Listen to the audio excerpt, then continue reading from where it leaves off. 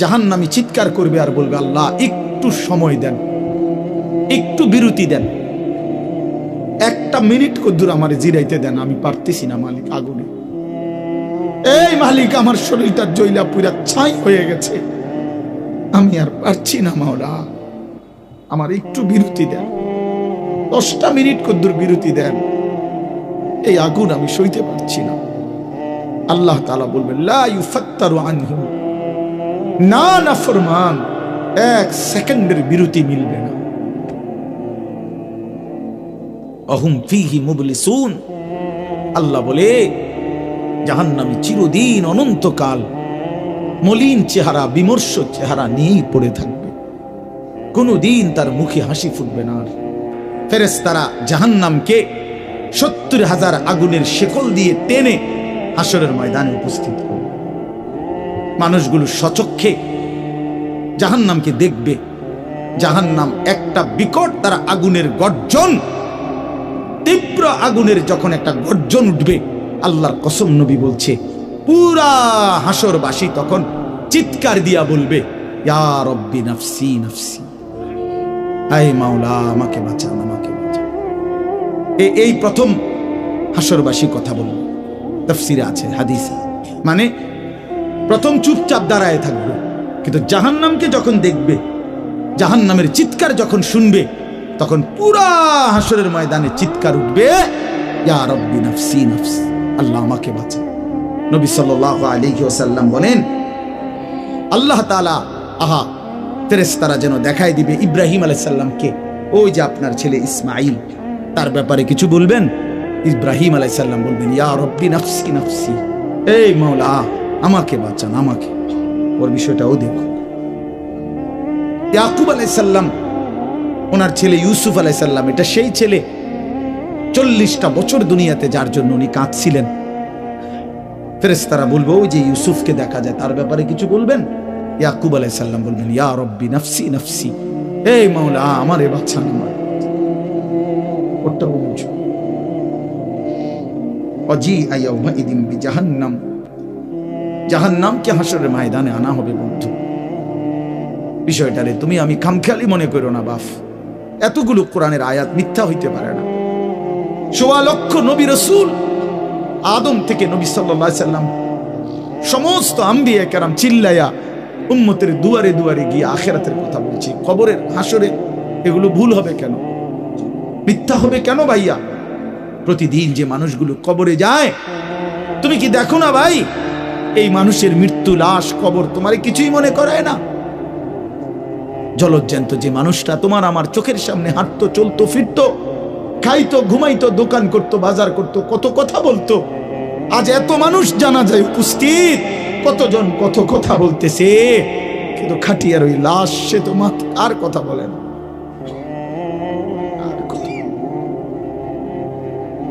আর কথা বলে না।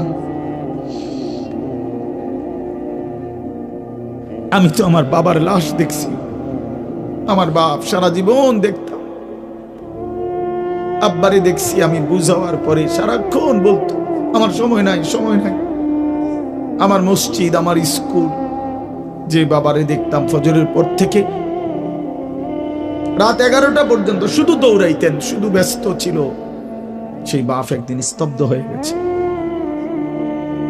মৃত্যু বাবাকে একদিন থামাই দিছে, বন্ধু তুমি কি কোনো লাশ দেখো নাই?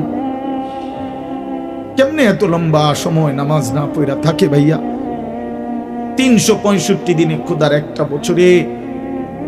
এই যুবক, আমি যদি তোর জন্য কাঁদতে পারতাম, 1 বছর কোনদিন যুবক, কোনদিন ফজরের নামাজ পড়লা না, হায় হায় মুসলমানের বাচ্চা, এত বড় বেঈমান কেমনে হইলা, কেমনে হইলা ভাইয়া?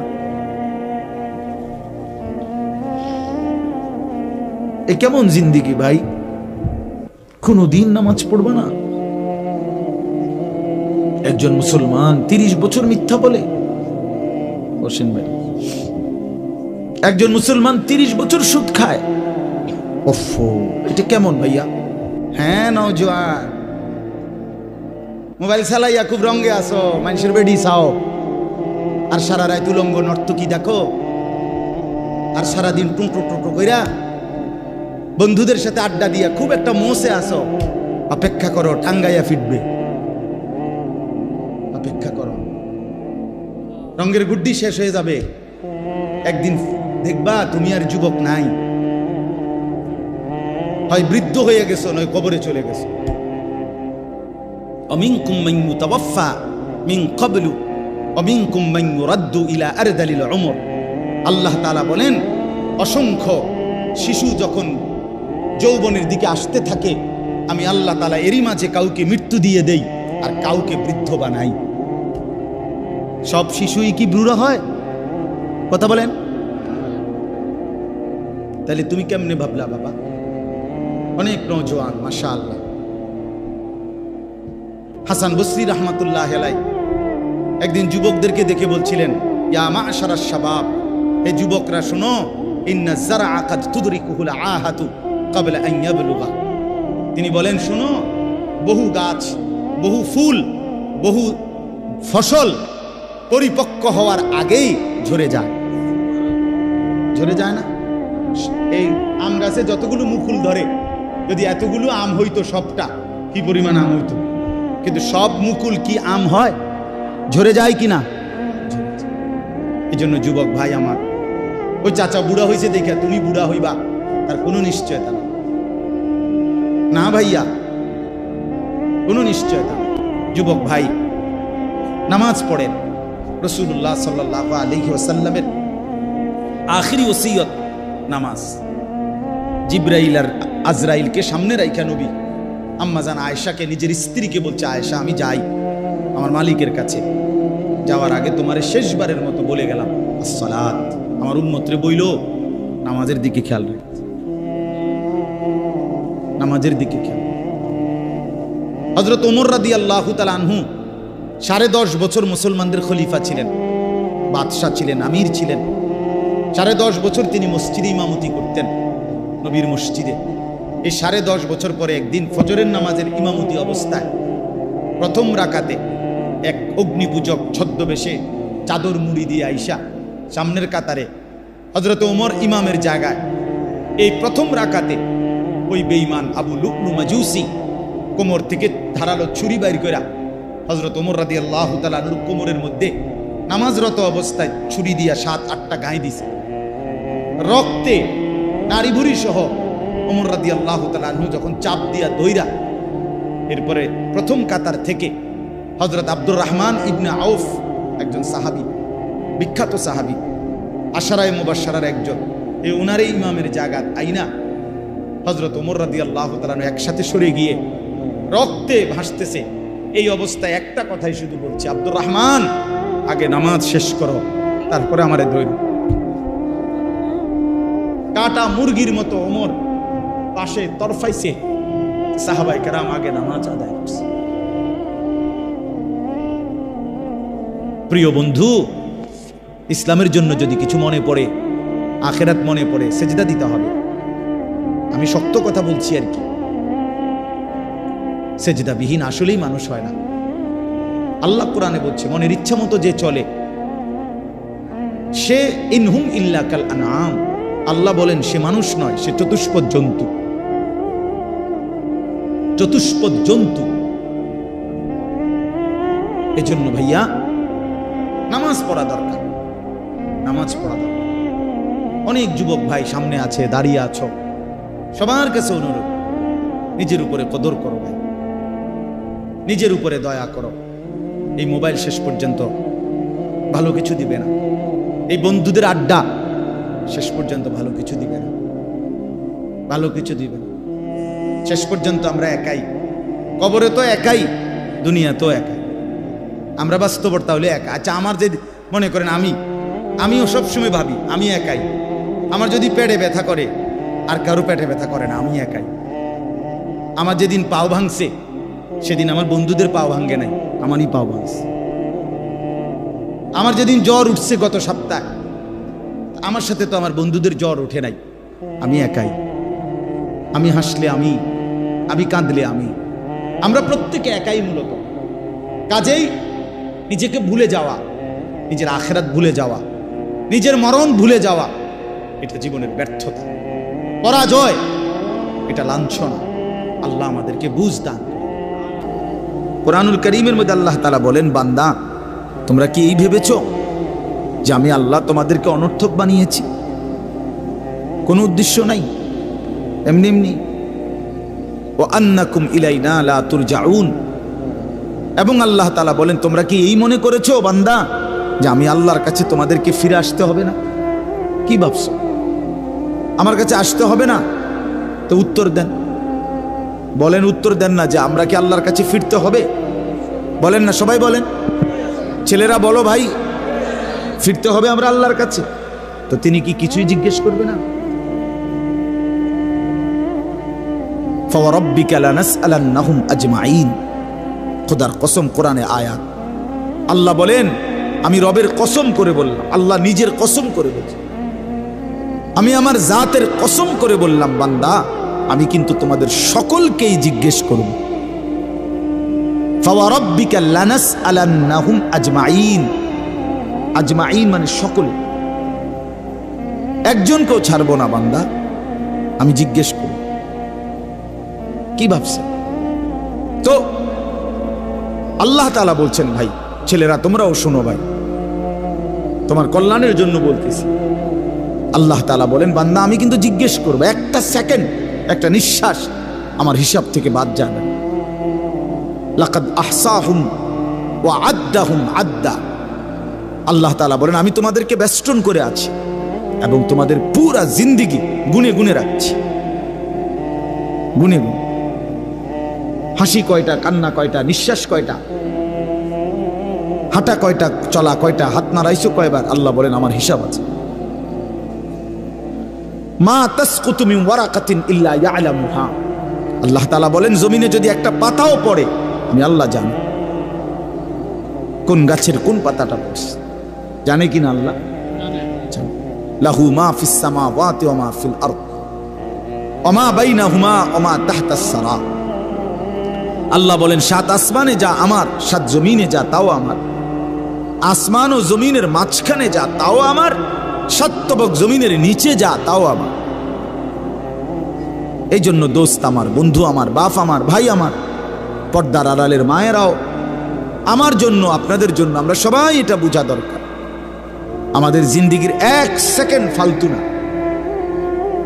হাসতে হাসতে বলা আর কাশতে কাশতে বলছেন, মস্কারি করে বলছেন আর ঠাট্টা করে বলছেন, ইয়ার কি করে বলছেন, সমস্ত কিছু হিসাব হচ্ছে, হিসাব দিতে হবে।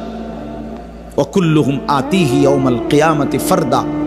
আল্লাহ তাআলা বলেন তোমরা সকলেই আল্লাহর সামনে কিয়ামতের দিন একজন একজন করে দাঁড়াতে হবে, একজন একজন, আলাদা আলাদা। ফারদান মানে ওয়াহিদা, একজন একজন,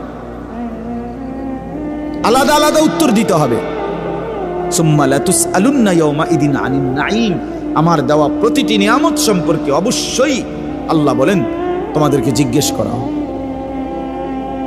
হাসরের ময়দানে আছে আল্লাহ ফেরেশতাদেরকে বলবে ওয়াকিফুহুম ইন্নাহুম মাসউলুন, আমার বান্দাদেরকে লাইন ধরে দাঁড় করাও, কিফু তাদেরকে থামাও, দাঁড়াও, ইন্নাহুম মাসউলুন তাদের সকলকেই আজকে জিজ্ঞেস করা হবে।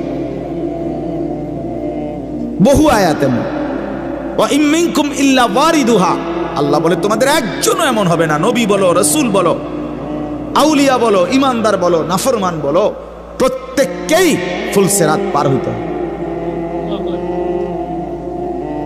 পার হইতে, প্রত্যেককে তার আমল নামার মধ্যে প্রত্যেকে হাতে নিতে হবে, হয় ডান হাতে নয় বাম হাতে।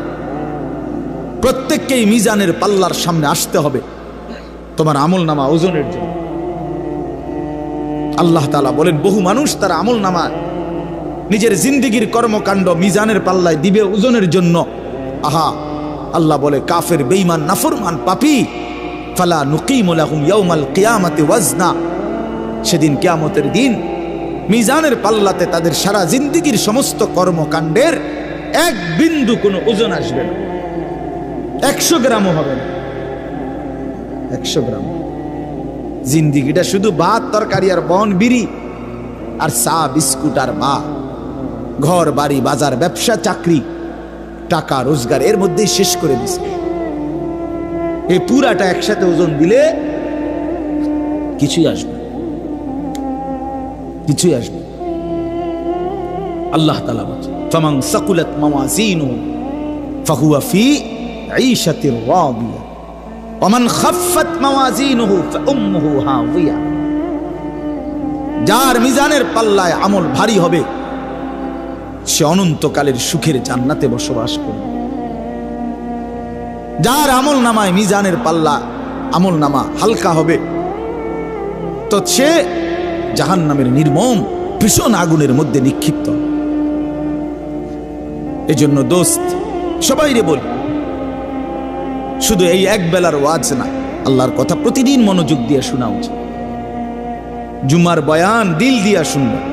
কেন ঘুমাইবেন, কেন জুরাইবেন, কেন দুষ্টুমি করবেন? আল্লাহর কথার সামনে কোরআন শরীফে আছে, সরাসরি আছে। আল্লাহ বলেন, আমার কথা যার সামনে বলা হলো অথচ সে তার প্রতি মনোযোগী দিয়ে হলো না, আমান আযলামু মিম্মান যুক্কিরা বিআয়াতি রাব্বি ফাআরাযা সুম্মা আ'রাযা আনহা। আল্লাহ বলেন, আমার কথা যার সামনে পেশ করা হলো অথচ সে তার থেকে বিমুখ, মনোযোগ দিল না, আল্লাহর কসম, আল্লাহ বলছে তার চাইতে বড় জালেম আর কেউ নেই। ওটা নিকৃষ্ট জালেম, ওটা সীমা লঙ্ঘনকারী বেয়াদব, যার সামনে আমার কথা বলা হচ্ছে অথচ সে আমার কথার প্রতি মনোযোগী না। কার সাথে গাদ্দারি করছিস বেটা? কার সাথে? কত বড় মালিকের কালাম, কলিজা ছিঁড়ে যাওয়ার কথা, দিল নড়ে উঠবার কথা। তাকশাইরু মিনহু জুলুদুল্লাযীনা ইয়াখশাউনা রাব্বাহুম। আল্লাহ বলে, কোরআন তো আমি এমন নাজিল করেছি, আমার ইমানদার বান্দা যখন শুনবে তো তার শরীরের চামড়ার উপরে যে পশমগুলো আছে সেগুলো দাঁড়ায় যাবে।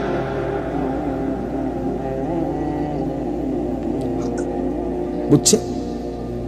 এই জন্য বাপ আমার, বন্ধু আমার, এতক্ষণ লাগাই আপনাদেরকে এই কথাটাই বুঝাইতে চেষ্টা করলাম। আজকের জন্য না, জিন্দেগি পরিবর্তনের জন্য আল্লাহর কথা দিল দিয়ে শুনতে হয়। ছোট হুজুর বড় হুজুর কোনো কথা না, আপনাদের গ্রামের হুজুর আর বাহিরের হুজুর কোনো কথা না। আমিও গ্রামেরই, আমি কোনো মাটির তলের থেকে আসি নাই, চাঁদের দেশ থেকে আসি নাই, ঠিক কিনা বলেন? আমিও এক গ্রামের সন্তান, তো আলামিনও এক গ্রামের সন্তান, মৌলানা ইয়াহিয়াও এক গ্রামের সন্তান, হুজুরও এক গ্রামের সন্তান।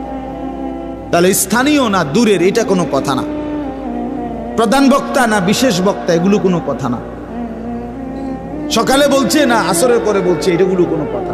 রাত 10টা বাজে ওয়াজ করলে উনি প্রধান বক্তা, আর আসরের পরে বয়ান করলে উনি সামান্য বক্তা। এই সিদ্ধান্ত কে দিল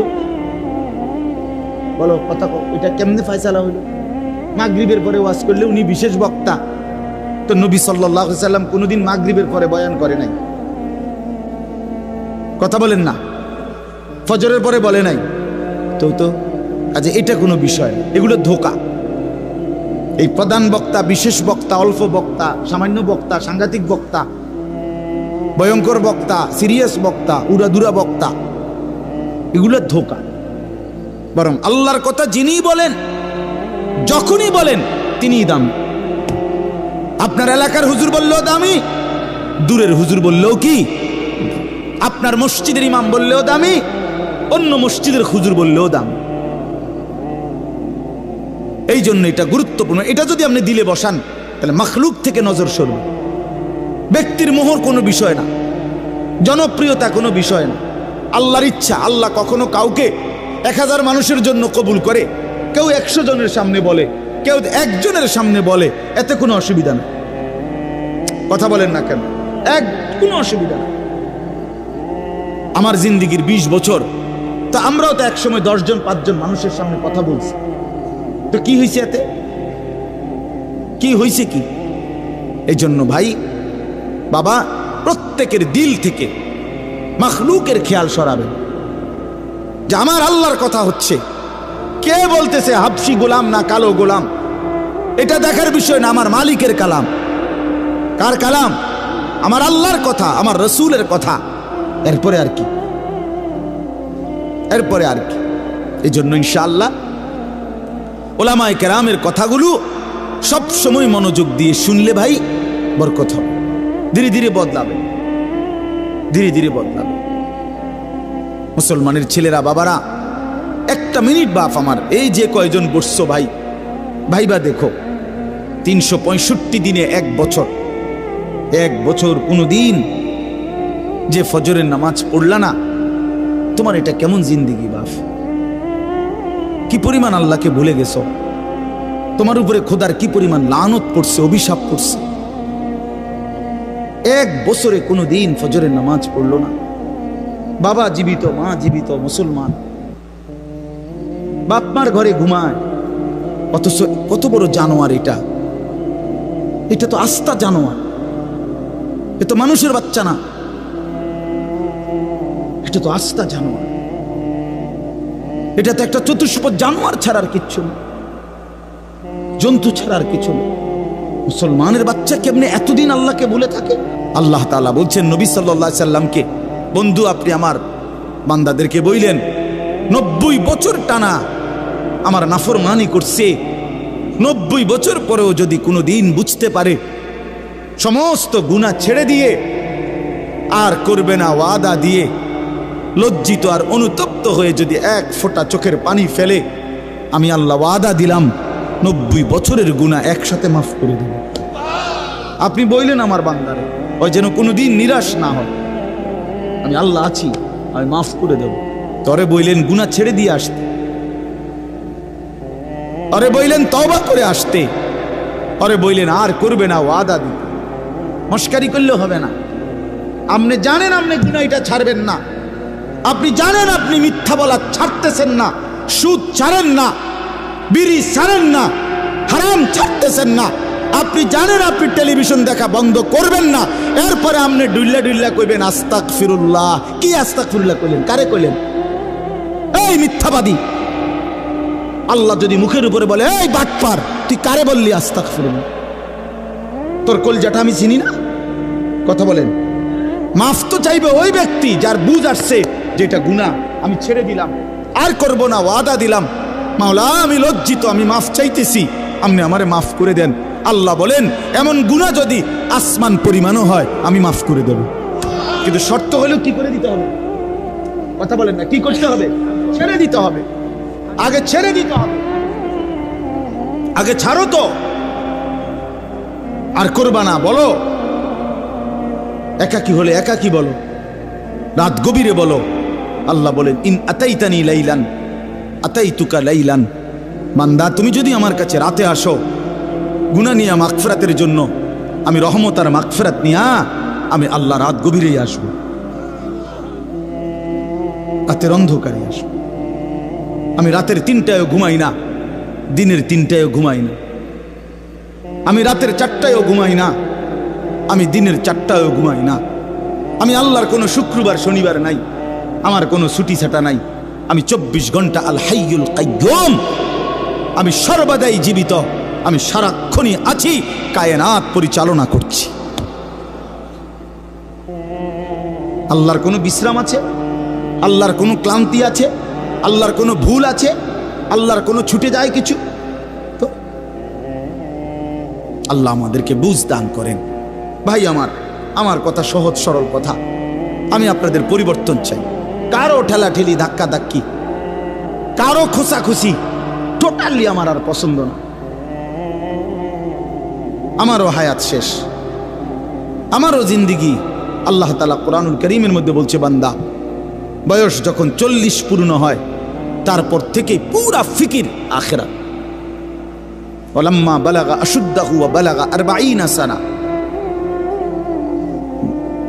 বুজুর্গানে দিন তো বলছে 40-এর পরে জিন্দিগি গুটায় ফেলো, পুরা দিল দিমাগ আখিরাতের দিকে ফিরো।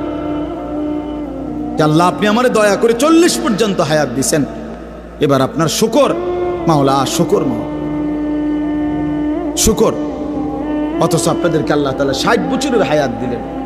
আপনারা এত সুন্দর জীবন আল্লাহ দিছেন, এতটা সুযোগ দিলেন, মাইডারে বিড়ি খাইতে খাইতে শেষ করে গেছে, বন খাইতে খাইতে আর চা খাইতে খাইতে, চা দোয়ানে গপ মারতে মারতে আর ফালতু কথা কইতে কইতে শেষ।